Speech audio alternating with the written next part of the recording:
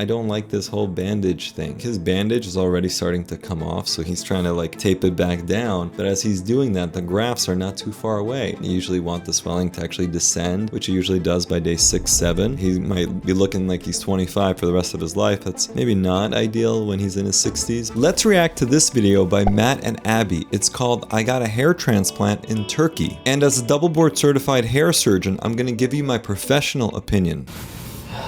Last year when I tried to rock a buzz cut, I realized that my hair was thinning. I was super embarrassed and started wearing hats to hide my insecurity. I started taking finasteride and minoxidil, but I didn't see the results I was hoping for. So I started doing research. Hair transplants in the US can cost upwards of $20,000 or more. But in Turkey, you're looking at around $3,500, which includes all transportation and a 3 to 4 night stay at a 5-star hotel. You know, some people treat this type of surgery as like a destination vacation, you know, let's have a great time. But at the end of the day, it's a surgical procedure that has real risk. If you're interested in learning some more about the risks and complications that are possible, make sure to check out our dedicated video on that topic. But, you know, remember there are deaths that occur from this surgery, and there are other forms of complications that can occur. And as I always say, it's important to just pick your doctor specifically and not just the name of a clinic or a specific country. And I understand that cost, of course, is a big consideration for most people. So it's good to take your time. Again,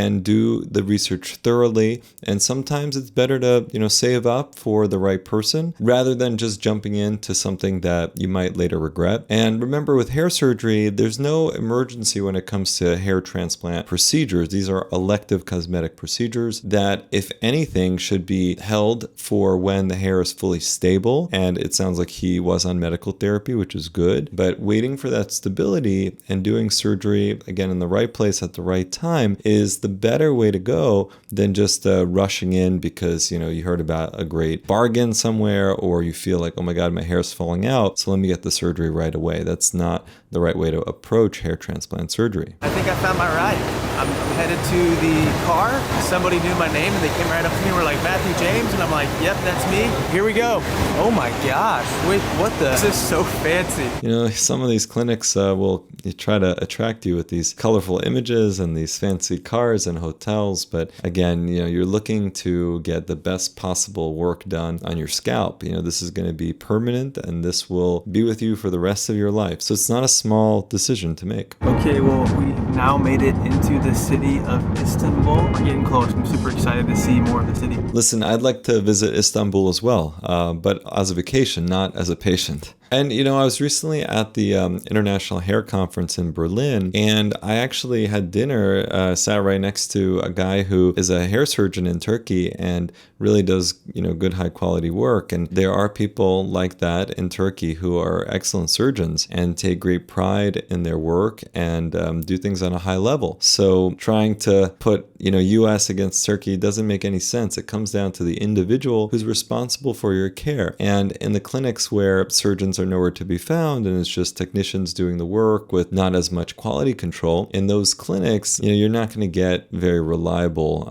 reproducible and consistent results. And that's just the truth. Whether those clinics exist here in the US or abroad in other countries, it doesn't really matter. Just the fact that the surgeons are, you know, not involved at all. And you don't know which technicians you'll get that day. So it's really like playing Russian roulette. My initial game plan to fight jet lag was to take my Adderall medication, but that actually wasn't possible because of the medical requirements for the surgery. That's interesting. Adderall is not something that I frequently have people hold prior to their surgery. You know, there are medications that are typically more associated with blood thinning, for example. But typically Adderall, I allow patients to take before their procedure. I haven't found a correlation of people taking that on the day of or the day before and actually having more bleeding on the day of surgery. So again, every clinic is going to have their own rules, policies, instructions on what to do before the surgery and after. I ended up just chugging a ton of coffee, which apparently you're also not supposed to do. I'm just reading this fun fact here that caffeine can increase blood pressure, true heart rate, and can be a blood thinner, which can increase bleeding and potentially interfere with the precision of hair transplant surgery. That is all true. I agree. So caffeine is something that I ask patients to avoid at least a few days before their surgery, and especially on the day of surgery. Some patients have a really hard time with this because they're so hooked on caffeine, right? So, you know, for those patients, it's a struggle. They can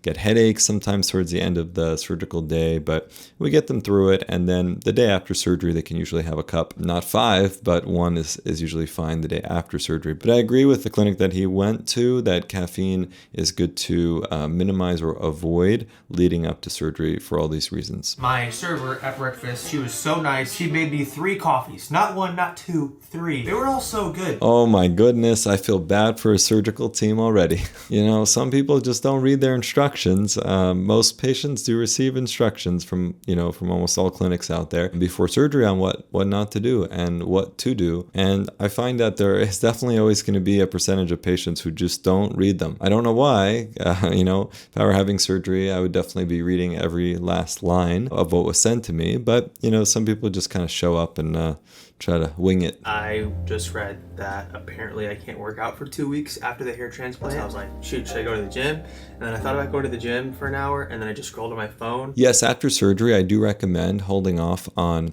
more rigorous exercise for about 2 weeks. You can do some lighter activity typically after 1 week, but really nothing that's going to result in a lot of heavy sweating. For most types of exercise, 2 weeks is a pretty good time to start. For swimming and sauna or anything related to like skiing, I usually recommend about 3 weeks. And we have a video on general like post-op instructions, at least from my clinic, that we typically, recommend for patients. So feel free to check that video out if you're interested. But when you're getting surgery, always go with the instructions that are given to you by your surgeon and his or her team to get the best possible results at that clinic. I'm about to have my blood drawn, so there's going to be a lady that comes in, I think just a nurse from the hospital, to make sure that all my levels are okay, that we're good to go for tomorrow. Sweet, thank you so much. In terms of preoperative labs, we don't typically require that for every patient. If I hear something in the patient's medical history that gives me some reason for concern, then we'll get blood work way in advance, like before they're even scheduled for their surgery. Every place does things differently. Some people just routinely, for all patients, will get some, routine labs to check for things like platelets that could potentially interfere with blood clotting or blood levels, but again, usually patients who are getting hair transplant surgery are quite healthy. And if there's something in their history that suggests that they might have some underlying medical conditions that might interfere with surgery, then of course we're going to get not just blood work, but also medical clearance at times as well. And that's very much in line with the recommendations from, the various different boards that we have here. But again, I understand if some people want to get, routine blood work on every single patient. Griffin keeps telling his friends that his dad is in Turkey. And their moms are like, what's he doing in Turkey? He says, looking at turkeys. It's interesting. I mean, just looking at him here at 627, his hair overall looks quite nice. Even with that harsh lighting coming down from the top, you don't really see a lot of thinning. I know he showed a little bit early on in the video, but I'm curious to see if with the hair combed out how it looks. But hairline looks fairly organized and nice frontal scalp density. Could be that the crown is just the thinner area, but hopefully we'll get to see more images and video of the rest of the scalp. I did not sleep well the night before the procedure because transparently I was very nervous. Yeah, it's normal to come into the actual surgery very nervous. I would say most of our patients feel some level of nerves, and sometimes it's because they've never had surgery before. Sometimes it's because maybe they had a hair transplant elsewhere and it wasn't the best experience. So when they come to us, they're understandably nervous. They don't know our process. They don't know, how different it'll be. So, I think that is very normal. I will say that I think part of the reason why many of our patients who are in the States, especially in like the New York metro area, they're afraid to travel really far from home because the level of nerves then goes up even more. You're already baseline worried. And then if you're going to a place very far from home, you might be even more anxious about the flow of the day. What if there's a complication? I may not have my family around, right? So just something to keep in mind when you're considering, traveling far for your surgery. It's not to say that you shouldn't travel for surgery if you find the right person, the right doctor for you. But again, just anticipate that your level of nerves might be even higher. Then I arrived at the hospital and was immediately greeted by staff at the door. 2,000 grafts you guys recommended that because if I if I did 6,000 grafts. Okay, so he's saying they're doing 2,000 grafts. It looks like they're drawing his hairline out right now. It's looking fairly straight, meaning like low and straight with some built-in irregularity, but as a general design, quite straight and with some lowering of the central hairline from what I can tell. And he just started saying something about why they're not doing 6,000 grafts to thicken up the rest of his scalp. Let's listen into that a little bit more. If I did 6,000 grafts to just make my hair on top be super thick, if I need to get another transplant in 20 years, I won't be able to do that because we used everything basically. Exactly. Okay. If you overdo it, yeah, we can implant it and maybe like most of them will survive, but the more we implant in a certain area, we lower the survival rate for everyone. Okay. See, that's not necessarily true. You don't necessarily lower the survival rate if you transplant more grafts, especially if they're properly spaced out. The issue is that when you're working around a lot of existing native hairs, you can be traumatizing that hair. So you have to be very careful with that, and that can hurt the existing hair, not so much the transplanted hair. But of course, there's a limit in the donor area for how many grafts you can move, even over the course of several different sessions. So yes, some people are harvesting on the order of 5,000-6,000 in one day or 2 days. That is, one way to do it. But again, you will be depleting the donor area significantly. Another way to do it is to go for a number like 2,000, like they're saying, and have enough in the reserve if you need it later on. So I support that logic. My issue is I'm not sure about the design of the hairline that they're giving him. That kind of lower, straighter look may not be the best investment of grafts, but let's take a look closer. Maybe there'll be a clearer image of what their plan is here. The final step for me before surgery was to design my new hairline, and then it was go time. Perfect. We did it. If you don't have any question, we can jump there to the operation room. All right, we're going right to the operation room. Okay, Holy perfect. crap. Okay, here we go. Yes. This is crazy. So my question here is like, I see this in some of the videos that I react to. It seems like the actual surgical plan is pretty much made the day of surgery. That to me is alarming, especially if you've traveled so far for your surgery. I think it's better to have a good idea of what the plan will be on the day of surgery before the surgery, right? Meaning not just the day of, but during your consultation. You should know what the surgeon and the surgical team plans on doing for you, not just decide the day of. Are we doing 2,000 grafts or are we doing 6,000 grafts? Are we doing just the hairline or are we doing the whole scalp, right? So those types of decisions to me seem rather odd to make on the day of the surgery. I mean, of course, sometimes the plans might change, right? Patients, are okay with like one plan in advance and then they show up for surgery and all of a sudden they want something a little bit different. But I think it's very important to really solidify a plan that's close to what the final decision making will be way in advance of them coming in for surgery. That's my thought. But again, if the consultation is not even done with the doctor, but rather the staff, the salespeople, if you will, well, then how can you arrive at the plan for what you'll be doing the day of, right? So it just goes back to, doing things right from the very beginning to limit, chance and unpredictability and confusion between the surgical team and the patient. Surgery itself was going to take all of about 4 hours. Yeah, 4 hours is very fast. I think the key is really not to rush with these surgeries. These are results that people are going to have for the rest of their life. So there are some advantages to going quicker and, not dilly-dallying and getting through it. But I don't think this should be something that ever gets rushed. You look younger than 5 years. What? You look younger 5 years. Really? So, yeah. See, the issue is they're saying that he's going to be, 5 years younger or look 5 years younger, but this is a look that's going to be with him for the rest of his life. So I'm not sure if he wants to be stuck looking, I don't know how old he is, maybe 30. He might be looking like he's 25 for the rest of his life. That's maybe not ideal when he's in his 60s, but, a lot of times people aren't thinking about that. And certain designs to the hairline can look a little too youthful at times. Start with needle-free anesthesia. You will hear a really loud sound first. Okay. And after that, the lines will get numb. And later on, after the lines are numb, they will start with the little needles to put the local anesthesia.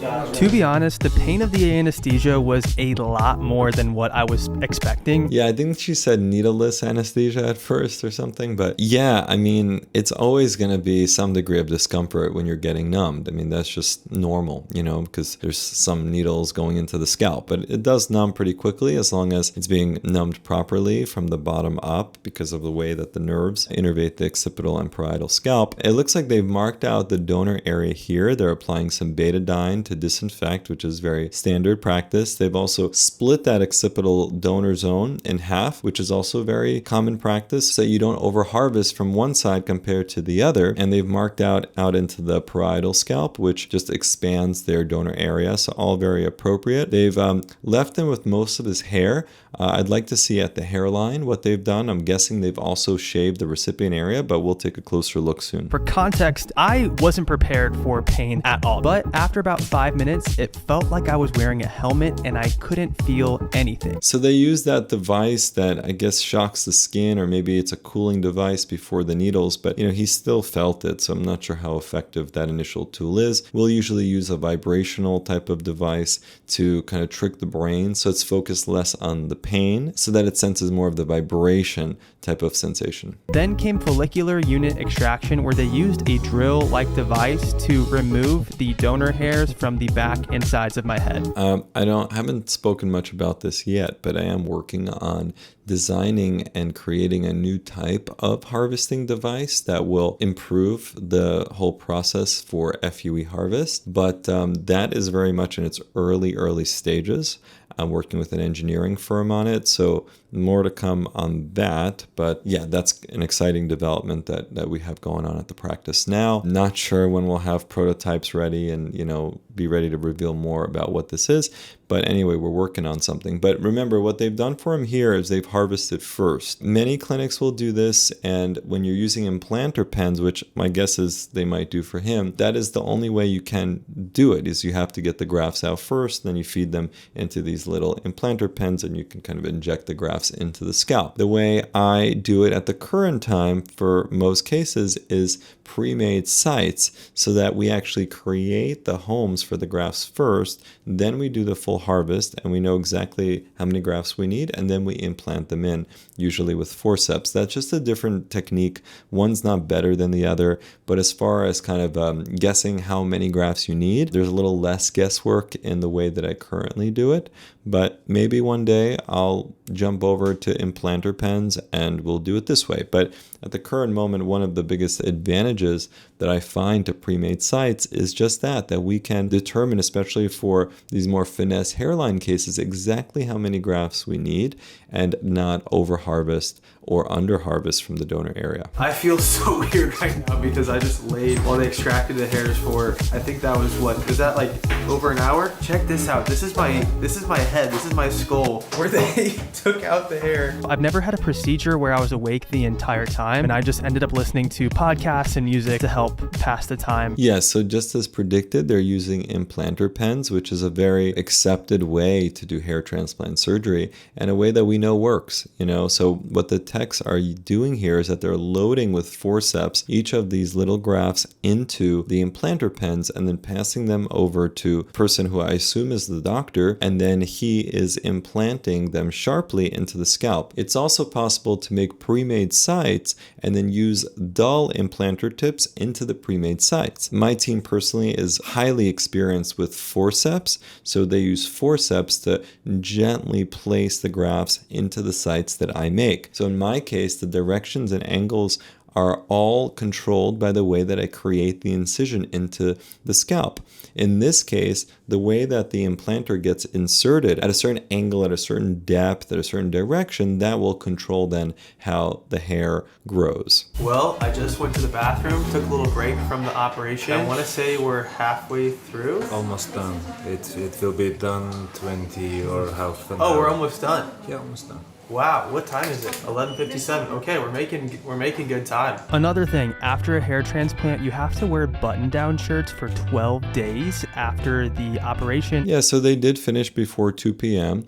which is great. And then they're applying this bandage to his scalp here. Some places will apply the bandage, some places won't. I usually do not bandage the scalp, but again, it's user preference, right? But one of the issues with applying the bandage is that when it gets removed, sometimes it can disrupt some blood clots and you can actually get more bleeding. Also, the bandage is pretty close to the recipient area, so the concern is that, you know, if something shifts, it might actually impact the transplanted area. They're not showing any close-ups yet of his transplanted site, but it looks like they did it with a no-shave approach where the recipient area was not shaved, and pretty much they were able to implant around his native hairs, which is a technique that I offer in my practice as well. It's a little harder to do that no-shave approach, but sometimes it can be easier for patients to go back to their everyday lives rather than have to wait for most of the hair to grow back if you do a full head shave. And I had to suffer through the pain of sleeping at a 45-degree angle with a neck pillow, but first it was time to eat. It usually doesn't have to be 45 degrees, 30 degrees is typically sufficient, but some degree of elevation is a good idea for the first few days after surgery. Lunchtime, baby! Still sinking in right now that I literally just had needles in my head to numb it, and then they just like took out my hair and implanted it. But that's literally what hair loss surgery is. Ooh, is this chocolate pudding? Got a little roll, some water, and I think that's soup. It looks like how they serve it on planes, actually. It's kind of interesting. At this point, the anesthesia had not worn off yet, and I was in La La Land. I was feeling great. Nothing could hurt me. But what I soon found out is all good things come to an end. Okay, I'm gonna just lay down and rest my eyes. I just did the walk of fame through the hotel lobby. Everyone was staring at me like, who is this dude? It's possible to put a surgical cap on the scalp as well to hide that initial appearance of surgery. But again, you have to be careful removing that type of headgear because you don't want to disrupt the grafts. But that is something that we put on immediately after the surgery for patients who don't want to walk out with, like, you know, all the red marks on their scalp, which is understandable. But I did not expect for my head to hurt this much after the surgery. It makes sense, you know, but in case you're wondering if it hurts after the surgery, it does. I would say to varying degrees. You know, some people are more sensitive to the discomfort than others. Of course, the type of numbing that's used is important. We use lidocaine for more immediate onset of anesthesia, but the lidocaine doesn't last as long. So that's why we also will inject Marcaine, which takes longer to start working, but actually lasts longer. So people get a bit more relief than if you just use lidocaine alone. So the type of mix that's used by your surgeon is also very important for the amount of comfort that you have after your surgery and the recovery. All of that matters. Also, we put steroid into our mix, and that helps reduce swelling post-operatively as well. Wow, my head feels like so swollen. Parole is Tylenol. It's what they take here. Holy frick, I can do this. Yeah, Tylenol, which is acetaminophen, is fine post-op. You want to avoid things like Motrin, Advil, ibuprofen, you know, anything in that class of medication, because that's more likely to give you more bleeding post-op. I was in a ton of pain. I probably had one of the worst headaches that I've ever experienced, but it did quickly go away after I took some pain medicine and put an ice pack on my head. You have to be careful with the ice packs because if they're too close to the grafts, you're putting your grafts at risk. So we usually tell people to avoid ice packs or icing of the forehead or anything close to the grafts. It's just not worth the risk. A little update for you guys. It is now 7:01 p.m. My alarm just went off telling me I can take some more medicine. This will be my third. I was considering, like, do I take it right now? But I still am in pain, and I feel like getting on top of the pain right now is probably the move because I just don't want to be in a spot like I was before where my head really freaking hurt. With the acetaminophen, you generally want to avoid exceeding 3 grams in 24 hours. That's usually the recommendation for trying to avoid problems like issues with your liver, for example, because that's how acetaminophen gets metabolized. So you can have liver toxicity if you take too much of the medication. This was the first night of many of sleeping at a 45-degree angle, but that wasn't the only thing keeping me awake that night. The prayers. I have a 5 head right now. Look at this. I'm gonna go eat some breakfast right now because I am so freaking hungry. Yeah, you know, swelling post-op is very normal, and some clinics will put like a band across the forehead. I'm not a fan of that, so I agree with what this clinic did because then you're just causing more swelling in the area of the grafts, which is like not what you want. You usually want the swelling to actually descend and dissipate completely, which it usually does by day 6, 7. Again, I don't recommend icing for this part. I just recommend time and rest. But I agree with them for not putting that band across the forehead. Not looking forward to eating breakfast looking like a Frankenstein, but I saw multiple men with bandages on their heads that also had hair transplant surgery yesterday doing the exact same thing. We're just gonna freaking set it, okay? See, like his bandage is already starting to come off, so he's trying to like tape it back down, but as he's doing that, the grafts are not too far away. So that's why I don't like this whole bandage thing. If you take good care of the donor area, there's really no reason to apply this heavy bandage. You can have it on during the actual surgery, but then I just recommend removing it before you leave the actual clinic. So then you don't have to worry about this coming off and giving you problems.